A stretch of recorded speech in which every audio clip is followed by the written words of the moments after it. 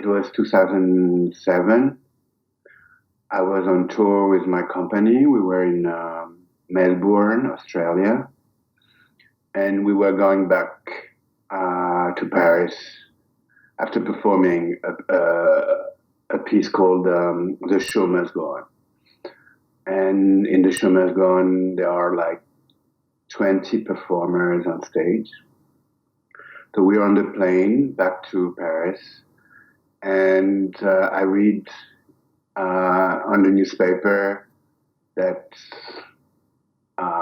because of climate change, we should, humans, reduce our carbon footprint. And it was not so clear what it was.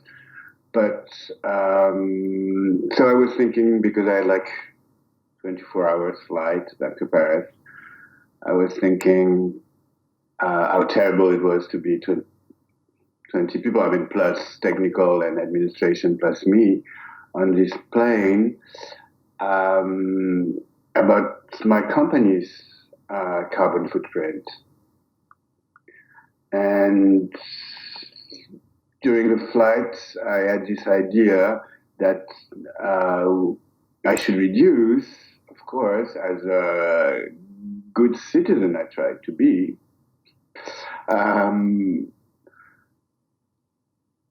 So to reduce my carbon footprint, so I got the idea that instead of traveling with all the company, I will therefore send only two of those dancers who have been touring for years, alone, two of them, and they will restage The Show Must Go On in wherever it is invited. In February 2019, I had a crisis, kind of depression, and like really losing my mind about it, like feeling the danger, thinking about what it was to be, a human being at the beginning of the 21st century, and what were my responsibilities. And suddenly I decided that I should reduce more and we shouldn't travel at all. Tino Segal, who have been working with me as a dancer in The Show Must Go On, by the way, and who is now working in doing his job in the visual arts field, is not traveling since 20 years, As a choreographer, as an artist producing symbols, being a symbolic power, I thought it was easier to say, okay, no travel, no planes anymore, and to make a statement. And hoping that my field, of course, the dance field, like other choreographers, dancers, and also, of course, programmers, presenters, would think about it. So since then, there is an ongoing conversation about it. Woo, can you do, boot, da da da, and it's endless.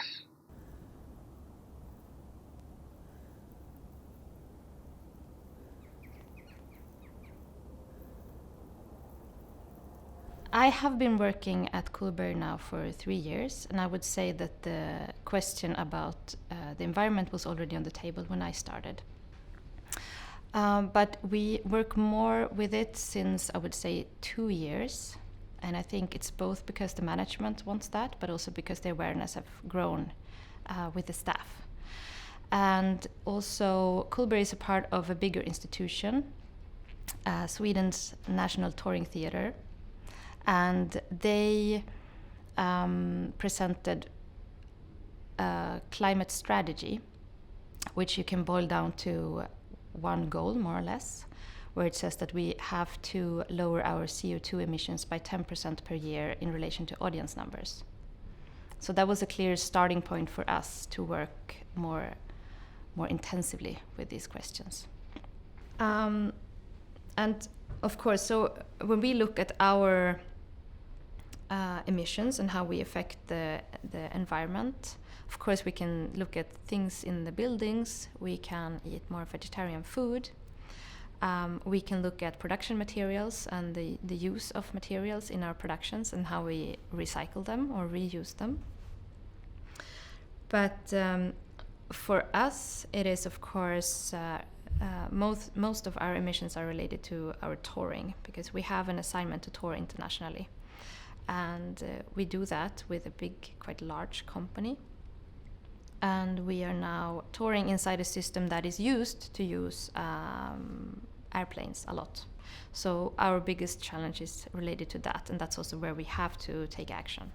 So we are touring in a system that is based on flying, and actually most of the times when we tour, we go back and forth from Stockholm. So we never go on, or almost never go on, longer tours. It is very difficult for us to be invited for longer tours. So yeah, first of all, we tour in a system that is not built for sustainable touring as it looks now. The second challenge for us is that we have a very strong union in Sweden, which is super good, but that prevents us now from taking longer train rides. And Stockholm is quite far away from the rest of Europe, so we have to travel. I would say to Berlin it takes like 12 to 15 hours by train, and our union rules today don't allow us to do that. Taking in also the social aspect of sustainability. I mean, people now have families, and then they would have to be on tour for much longer time than they used to. So it is a big challenge for us. So now when we go on tour by train, that is by individual agreement with each company member and outside the union regulations. I have been thinking about each piece, how to change its performances in a way. So I managed. No, it started with Taipei in Taiwan. We had a contract. We had a contract signed for a restaging of The Show Must Go On. And I said, we're not going to send the two assistants as we do usually. So I convinced the curator to hire in Taipei two choreographers who would direct the piece with a local cast, of course, because this was already done. And so instead to send two of my assistants to make a collaboration with two choreographers there. And the guy, thanks to him, Tang Fu Quen, that he accepted it. He accepted the idea, and we worked in a different way. I was like you with teleconference, following some rehearsals, explaining, having meetings, and of course, since a few years, by chance, we wrote the transcription. We wrote the score of the piece, which is like 30 pages long, because it was not made, and of course we were not thinking that way before. And they received this, they studied it, they asked questions, and there were some mistakes. So we changed it, and then they did the show. I saw the rehearsals, and I said, "Oh, this is wrong." And they said, "But this is written like this." I said, "Oh my gosh, this is wrong. We have to change." And to understand how the score was, what the score was producing. So this was very, very interesting. I heard the show was good.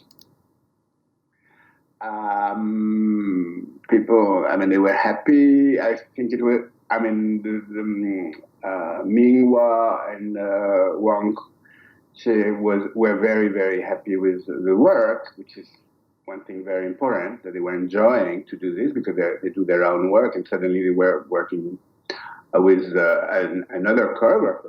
I did a show called Isadora Duncan.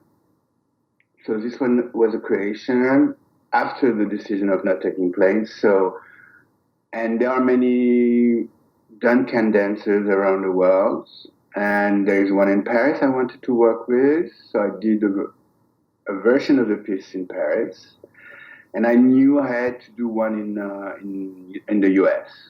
because she's American, and also through my research about Isadora Duncan, I realized that there was this fabulous dancer in New York, Catherine Galland.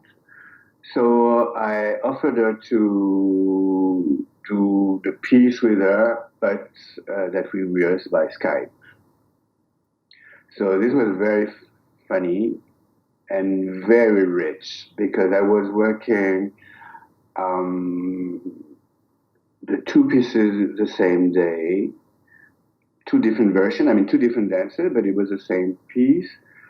So I was working in Paris in the studio with Elisabeth, the French Duncan dancer, from 2 to 6, let's say, and then I was going home, and from 8 to 12, I was rehearsing in New York with the American dancer.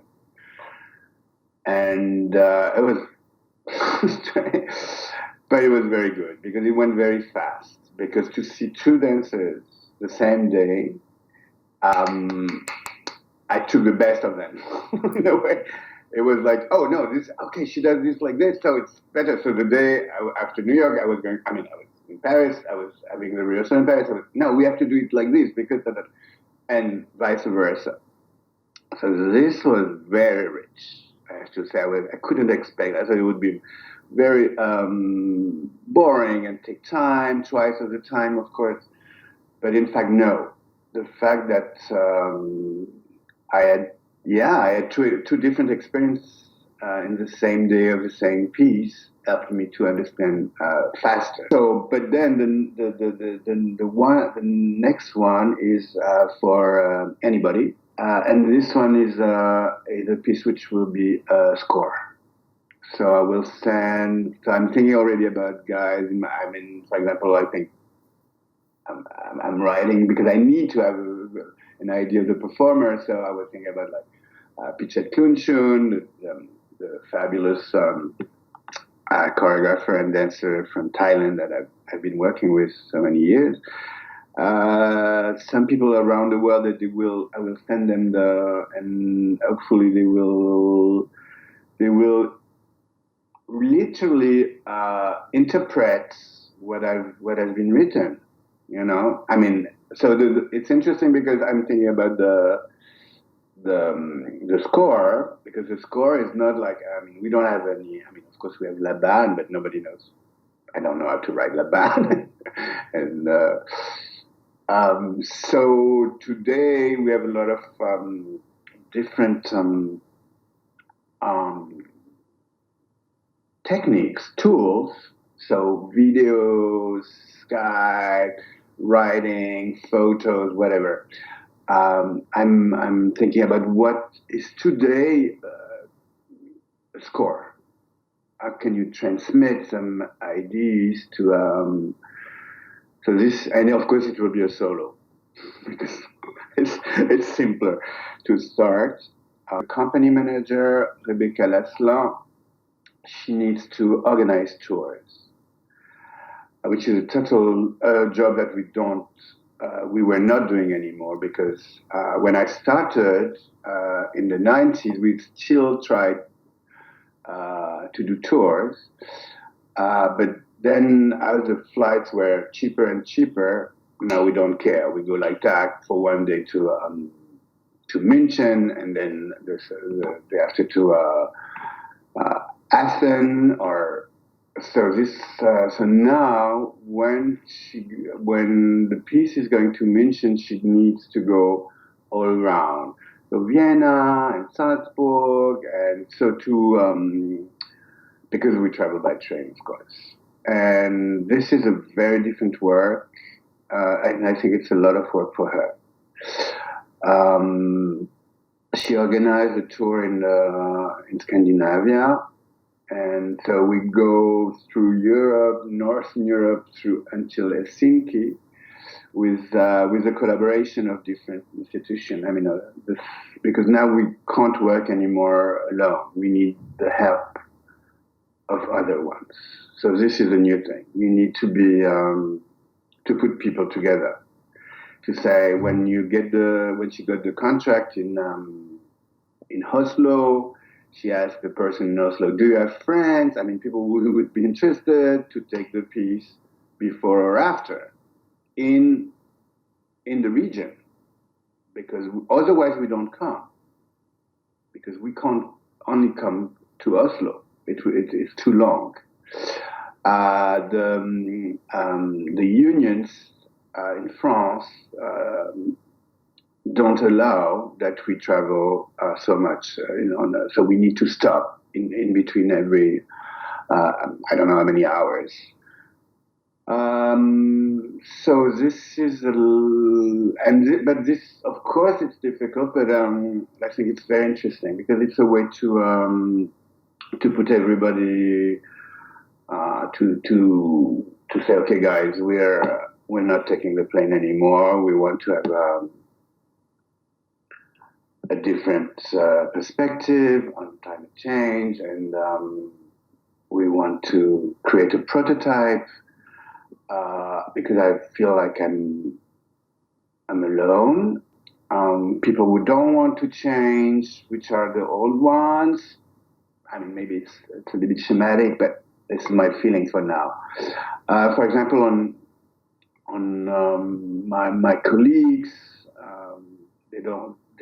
I've been talking with them, my generation of choreographers, and they don't feel like doing anything. But on social networks, I've been contacted by a lot of youngsters who are saying, "Oh, we're doing that, we're trying this." So I feel like new generation are more, and we understand why. They are building things, so they can invent, and I mean, they are the one who are contemporary. I mean, my generation is, I feel like they're not anymore. They're not changed. They're not contemporary. Contemporary, suddenly, the contemporary is different, and I think we can't work the same way. And then I was thinking about now hiring only people who want to travel. But I mean, who will be with ecological concerns and not traveling. And then one friend of mine who is a big judge she's a judge, and she said, "Jérôme, you can't hire people for that. I mean, this is forbidden. This is private life." So I was like, okay, yes, I shouldn't do that. I have to be careful. So also there is a lot of new jurisdiction things which are interfering, about what I was mentioning before about the unions, and so we have to study this.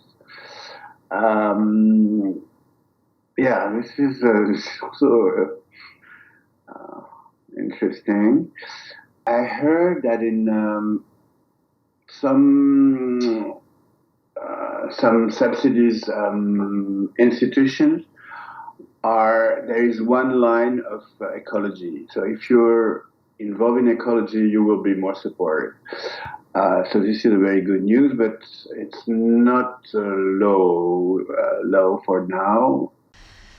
So far, other theaters have been responding quite positive on paying train tickets instead of plane tickets, and they have welcomed this when it has happened. But still, there is no bigger change in the touring system, I would say. We still don't stay for a very long time on each tour, and also we don't go from city to city when we tour. If we stay inside the same touring system as we have today, then and we start to take even more trains, that would mean that we spend more time on trains and less time dancing, rehearsing, producing, performing. We still accept almost all tour requests that we get. We have said no a couple of times where we would have to fly very far for like one performance, and we don't think that is responsible. But of course in the future we would have to say no to more. And if we don't accept tours, we would not live up to our goals, which is to meet the audience. So we would have less meetings with the audience. If more presenters had systems for longer tours in Europe, we would more easily accomplish our goals. And of course, to change that union agreement would also help us, so that we can send the whole company by train and not only a group of the company members. But when we talk about accomplished goals, I also just want to emphasize that, of course, international touring is not only to accomplish goals, it's also like super extreme in dance and in the art field overall. So it is just to keep on international exchange and develop that and international touring.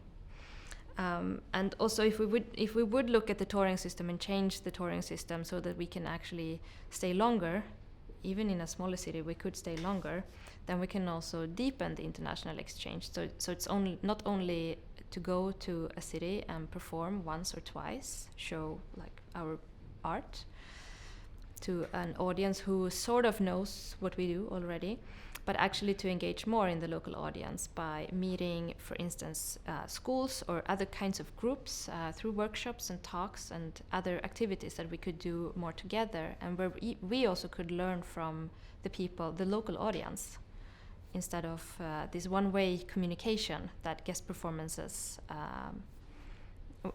which happens when we come and perform. I think, especially especially what we call contemporary dance. Contemporary dance was something which was like reacting to the world, to the today's world. I'm not interested in ballet. I'm not interested in all things which have no connection with the reality. So contemporary dance and experimental dance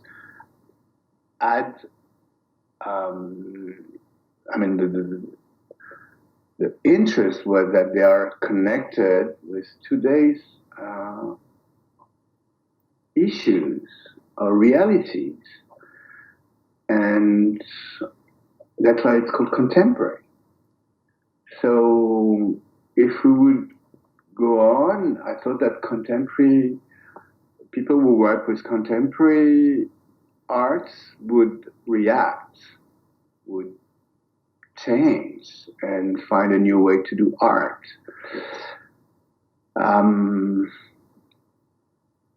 especially dance, because dance also is so much related to present, because we don't produce things, nothing stays forever, and which is also nice is that we don't produce objects, That's why at least we have this. We don't produce objects. We do acts, movements, performance.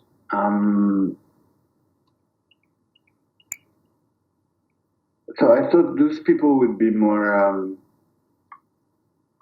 reactive to the actual situation, that it would be obvious. But the problem is that we based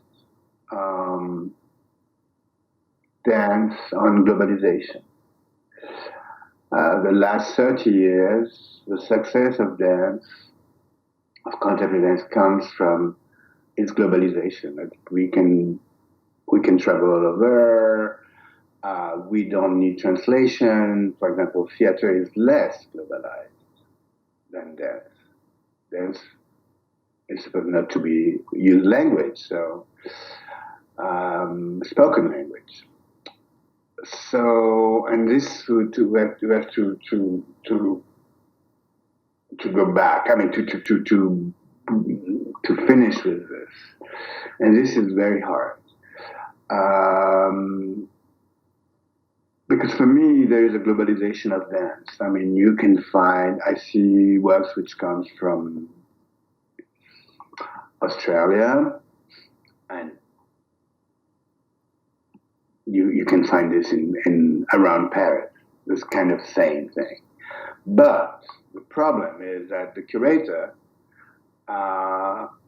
knows that he will sell more tickets if the piece comes from Australia than from the suburb of Paris, because it's more exotic. But there is the globalization of dance, meaning that you can see a lot of works which look the same all over the world. But the fact that it comes from far away, at least from the point of view of Paris, if it comes from Sydney, people are more excited to go to buy a ticket. So we're in a bad situation. We're very bad. So, and those are the curators and the festival directors who have to change also their work. They have to dig around, they have to invest in the surrounding, see what can be, what they can help. Talk to your staff. The whole organization has to be on board. Educate yourself, read, discuss. Because I think to start there from the inside, it will be much easier to reach the goals in the end. For instance, at Cullberg we had a day for all our employees where we talked about sustainability for a whole day, or not talked. We did different activities and workshops and actions around it. We had. And then we also talked about more aspects of sustainability. So it was not only the environmental aspect. For instance, individual sustainability. So we did meditation, but we also did a gardening workshop outside our building, where we planted pollinators to feed the beehives that we also installed on the roof. We encourage our canteen to serve more vegetarian food, and we eat more vegetarian food in the company. We also started to, when we changed our logo, we didn't order new t-shirts, but actually people brought in their second-hand t-shirts, like t-shirts they already had, and we printed our logo on them. And I think that was pretty important for us to do activities on this topic and not only to talk about it, because then you don't feel like this apathy that you can sometimes feel, I think, when we read facts and we get all the numbers. So it's also like to take the issue in your own hand and do something about it. And when you have all that on board, then change is much easier. I would not say that there is a common, like not a systematic collaborations between companies, but there is a quite high awareness and understanding about these questions. I mean, there are some networks starting, for instance, train touring networks, where you go by train from city to city. But I would say that we could have like hundreds of those kinds of networks only in Europe. So we need more. From the old perspective, I wouldn't be able to go on. And in fact, on the contrary, this new paradigm, this new situation, pushed my creativity in a way to find solutions. So I have a lot of energy. I'm thinking all the time. I want to, and I'm excited because suddenly I feel, I don't know if it will work, but it's too early to say so. But I have new ideas, and I found new ways to work, and I knew since the beginning that when you change the way you work, you find new things, which is obvious. This is one of the statements in the beginning of my work. The way you produce, yes, is creating new products. It's creating new way to behave, new way to dance, new way to think. We know now that the scientists, they ask for art to step in the climate debate, sort of, or in the information flow. because they have communicated numbers and facts for over 30 years and not so much has happened. But they also say that they think that this change has to come with the culture. Yeah, it was so obvious for me that we had to change everything. It's so, for me, there's no one doubt about what's going to happen. So we had to do everything we can. I don't think I'm going to save the planet, but at least I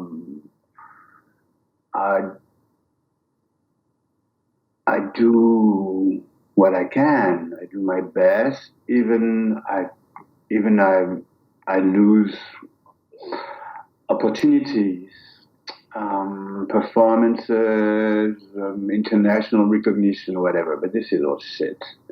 I mean, I'm not interested anymore. It was fun when it was possible, but as now it's